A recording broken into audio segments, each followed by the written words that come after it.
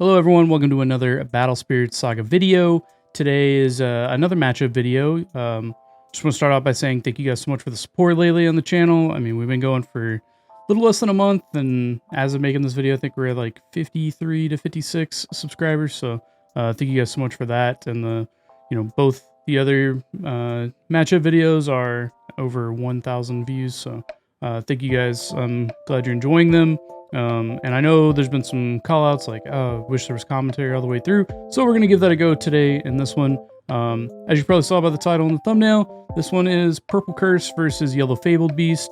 Same Purple Curse list as last video. We'll jump into that in just a second. And then the Fabled Beast is Fabled Beast list that Cosmic put out a video on not too long ago, maybe like a week or so ago. And yeah, this was filmed before the last video I put out, so I had a little less understanding of how my deck played out. So there's definitely some misplays throughout, and like I said, I've changed the list. Down in the description will be the list for this video, plus I'll throw in my updated Purple Curse list if you guys want to check that one out, that I feel is a little better, a little more well-rounded all around.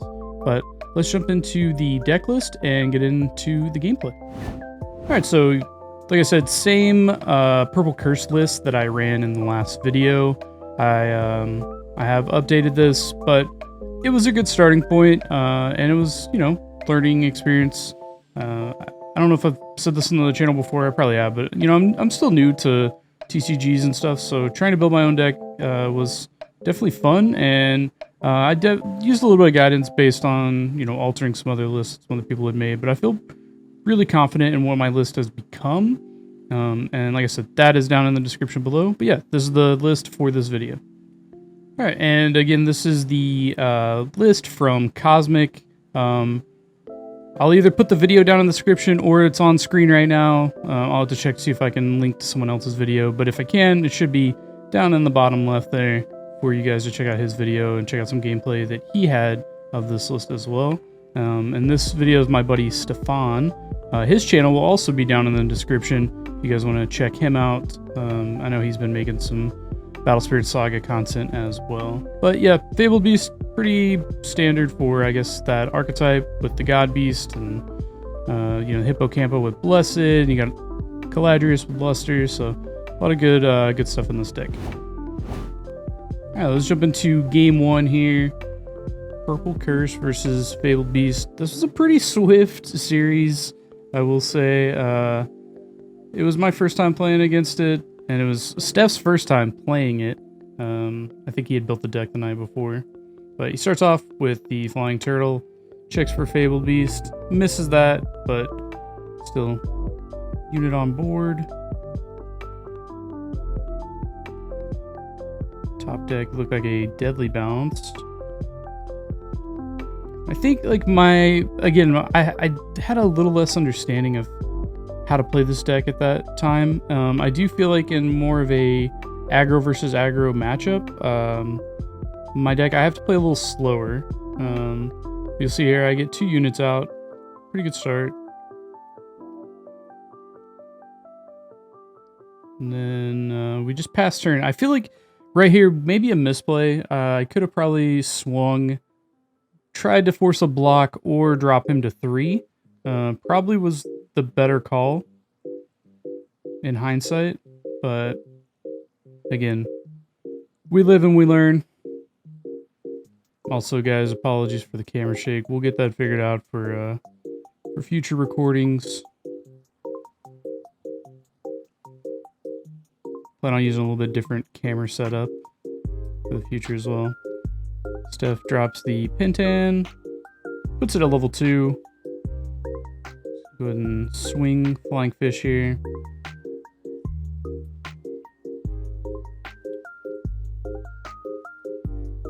So I think here with it being so early into understanding this deck, I think I was relying a little bit too much on trying to flood the board with curse units and maybe like set up a big Maduke play or something like that.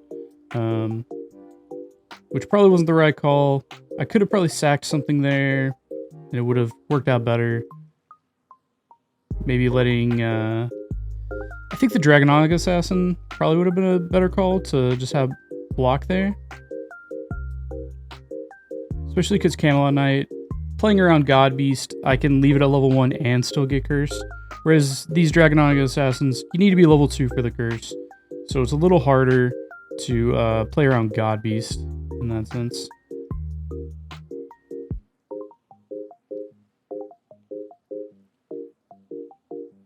Game 1, we played a little bit slower because we were both figuring out our decks. I think this was like game 3 for me with Purple Curse. I think me and Steph had played a Purple Curse versus Nova match before this. So yeah, we're going to swing with Camelot Knight. Does have Curse. Steph's going to go ahead and block with Pinten. He's going to lose that due to Curse, but he does get a unit off my board.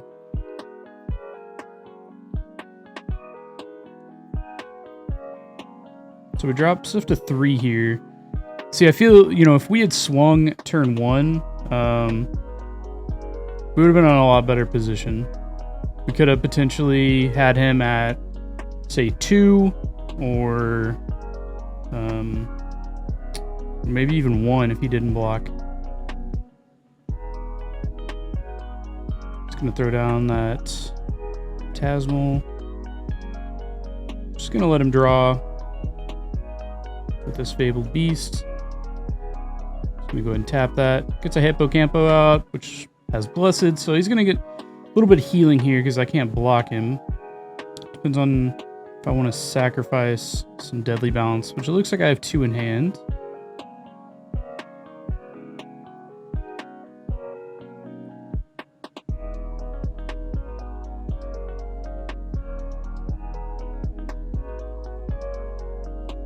Thinking through it here. I do spend the 1, and I do Deadly Balance.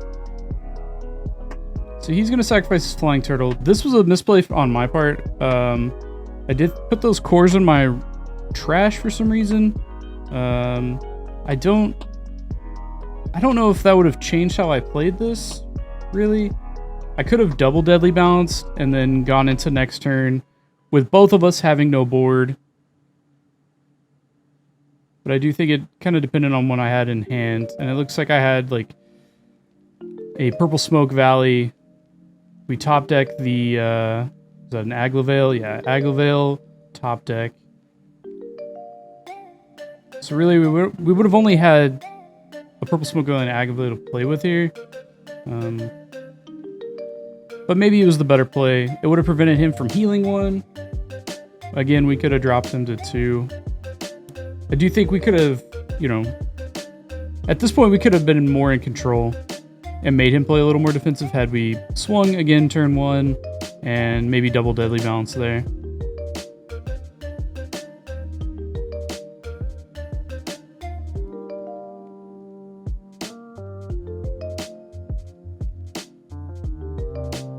It's looking like Steph has a God Beast in hand potentially.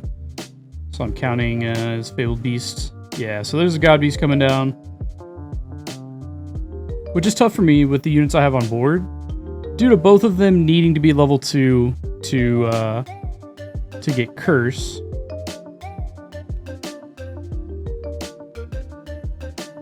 Now, I do think the thing to do here would have been to potentially spin like a core from, say, Dragonaga Assassin or Aglavale to drop it by level, and then Deadly Balance. We can clear 1, clear the Dragonaga, or clear the other unit so that I can still block with Dragonaga, that kind of a thing.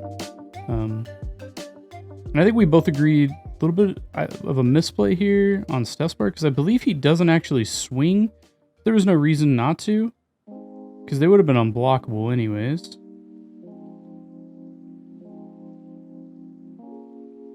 But at the same time, I could have Deadly Balanced if he had given me a flash window.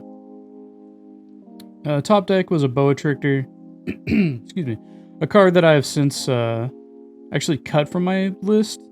I really like Boa Trickster. I think it's nice that it's so cheap and it has Curse at level 1. but I needed to work in a couple burning forces to get rid of Nexus and really help with the aggro matchup. So they have come out of my deck, but I think they are a solid curse unit. So we're gonna throw down the Deadly Balance here. I'm gonna sacrifice my Agloveil, which will give me a card draw, as it is destroyed with the Soul Core on it. He's gonna get rid of his Hippo. No more Blessed Healing on the board, which is nice, but fortunately, God Beast does still exist. And not the top deck we wanted to get there. Actually, I take that back. That is a Oaken Panel. I thought we had drawn a Purple Smoke Valley for a second there. Which, two of those definitely not what we would have wanted. The other unfortunate part about this game was I never saw Absolute Ice Shield. And personally, from playing a little more aggro-centric decks, you know, I've played Red Pterosaur a little bit, plan on doing some more videos with that coming up soon, as well as this Purple Curse deck is pretty aggro. I feel like Purple Smoke Valley really gives you that safety net to just swing a lot and really put the pressure on the opponent, because you'll have that fallback of, okay, I can Ice Shield if I need to stay alive and stop this next turn. You can really play some games with it, right? Like let them swing 2 or 3 spirits and then you activate Ice Shield, and now they have, you know, less blockers and you've ended their turn. Yeah, so Steph is going to play the Absolute Ice Shield. He's proxying that in. Unfortunately, he hasn't seen a whole lot of them. I think I had sold him like 2 before this match. But yeah, Absolute Ice Shield's definite necessity in pretty much every deck right now, and quite expensive.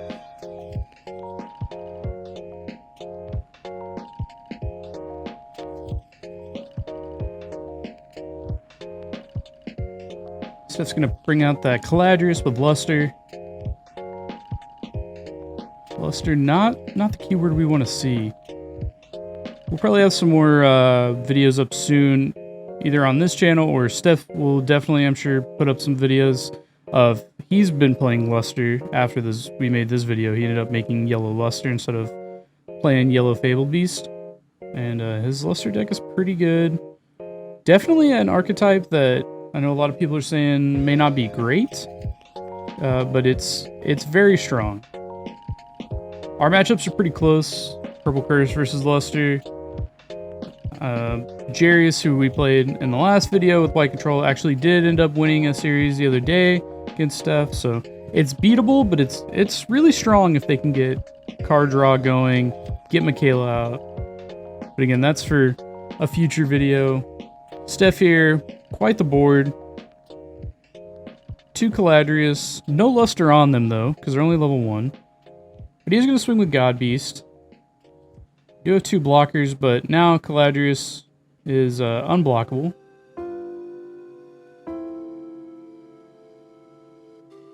So now we just need to figure out what we want to sacrifice here.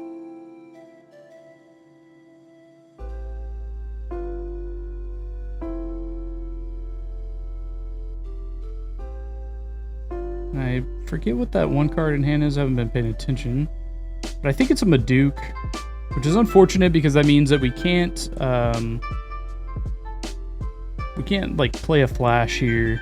Yeah, it is a Maduke. Can't play a flash here to like drop cores to then block the Caladrius if he was to swing with them.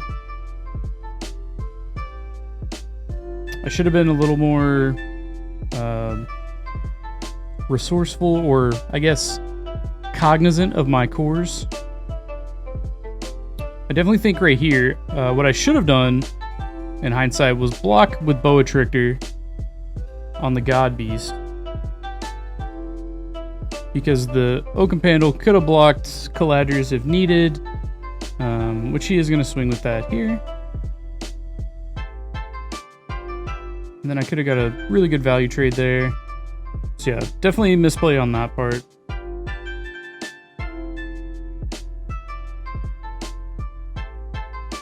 But it is what it is, you know. the end of the day, still playing some Battle Spirits and have a great time. Pass it over to our turn. Unfortunately, we're just not going to get enough card draw here to really go wide. Again, this would have also been a really good position. So we top deck the King Snake. If I had sacrificed the Boa Tricker, it would have been a cheaper summon to get on the board with the King Snake.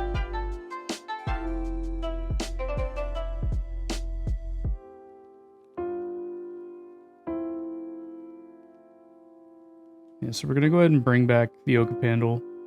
But again, it would have been a better unit to just have on board already. Bring the Boa Tricker out. And then potentially... I don't think we would have had enough cores to get Maduke out. But it just would have been more pressure.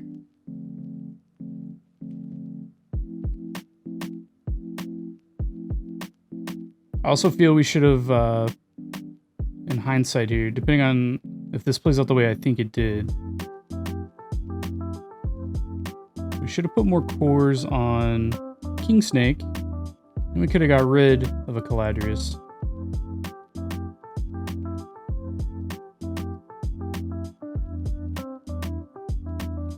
But the better move here might have been to just not attack at all. And just one core everything. Unfortunately, Exhaust Nexus exists in yellow. So if I go down to one core on everything, to make them blockable, or able to be blockers, then I probably just lose my board.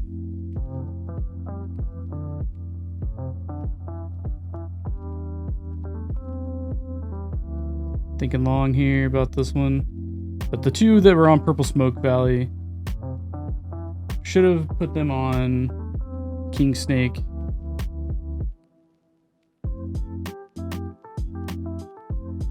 Which on swing would have killed a Caladrius and would have given me a card draw off Purple Smoke Valley. So definitely a misplay there in my opinion.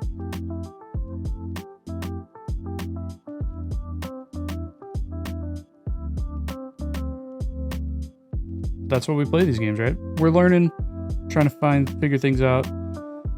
Steph is gonna flash in the Exhaust Nexus, which is going to kill basically everything except for the currently attacking Dragonhawk Assassin.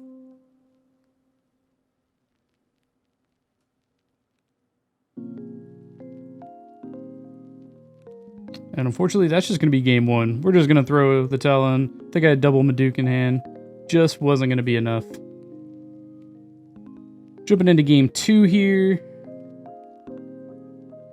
Steph's going to start off with a little Blessed Cathedral. Really, really good Nexus for yellow. And at only a cost of 4 is absurd. I feel like if Netherworld Depths is 6th, that should be 6 as well over there on Blessed, but... Starting off, throw down the Camelot Knight, give a Curse.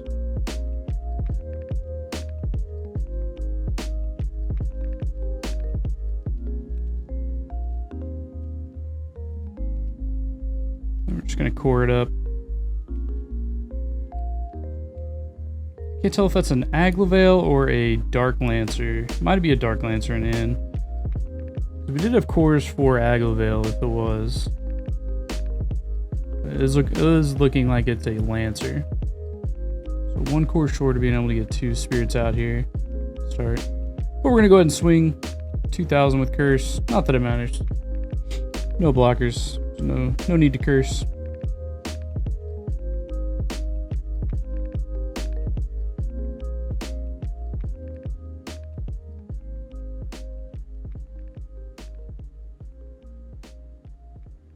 Just gonna core up Hippocampo here.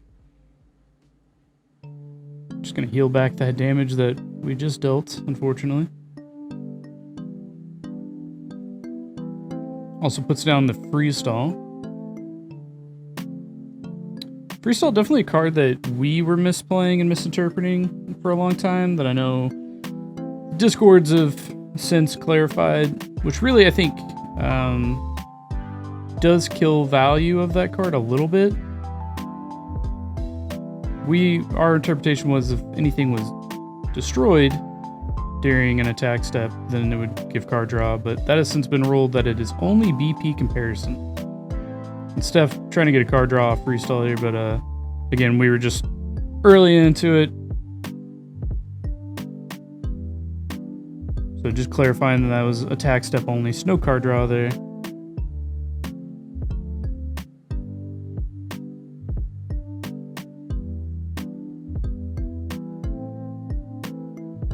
Out of cores, just thinking about here how I want to spin things. Yes, we're gonna take 2 off Camelot Knight. Go ahead and get the Dark Lancer out for another card draw. Pretty good hand size at this point.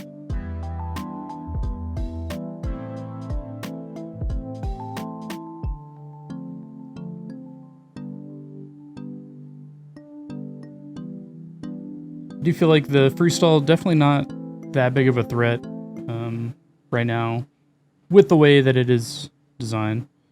But we're going to go ahead and swing with Beldegor. Steph's just going to take that. Swing with Dark Lancer.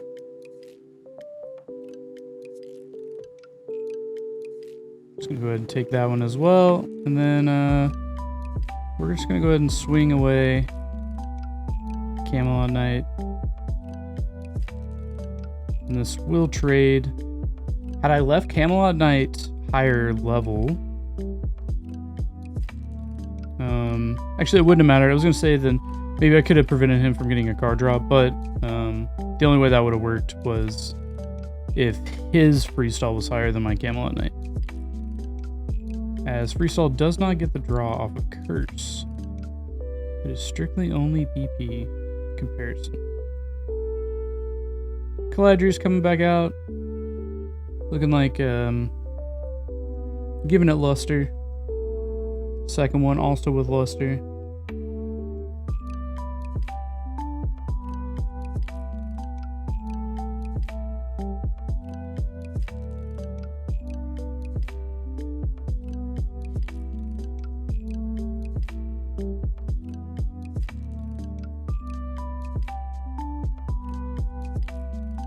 You just corn them all up.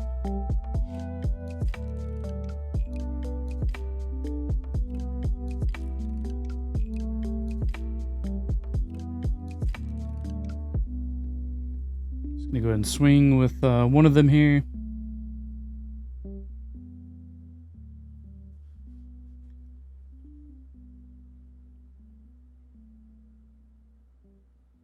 Just calculating some stuff. I think we end up getting potential board wipe here? Yeah, so he's going to exhaust Nexus, which is going to kill both our units.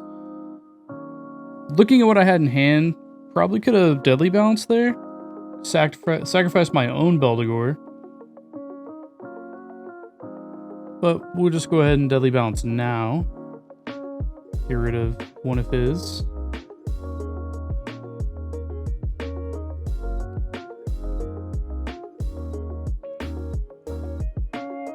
He's going to get his core here from Blessed Cathedral. Again, great card there. We're just going to take the attack, and because of that luster, he's going to get that Exhaust Nexus back. A little unfortunate for us, but not much else we could do there, other than maybe Deadly Balance earlier. But we still would have lost. I think it played out exactly the way it would have played out. The ordering didn't matter too much there.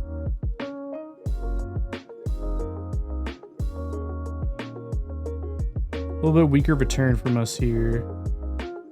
Our hand is a little full of kind of the same things. I think we have like 2 Netherworlds in hand. But we are going to get one of them out. Hopefully we can start pumping a little bit more card draw again. Get that Aglavale out. Give it the Soul Core. We do get at least draw if it dies.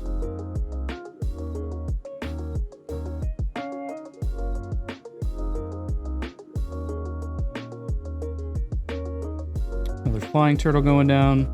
Whiffs again, which is what we like to see.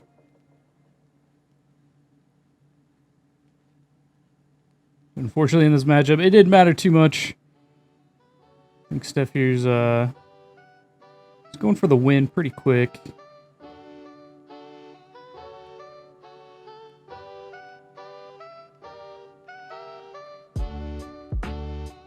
Go ahead and spin the cores, get another God Beast down.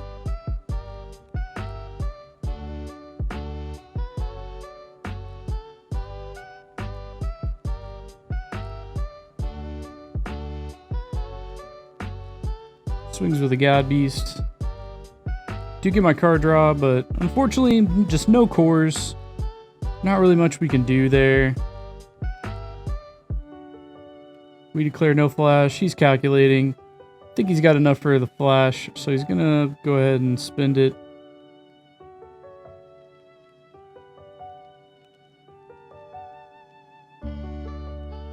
Exhaust Nexus. Accidentally puts his cores in the reserve. But it doesn't really matter. There goes Aglavale, and then 3 are gonna go face, and that's just game 2.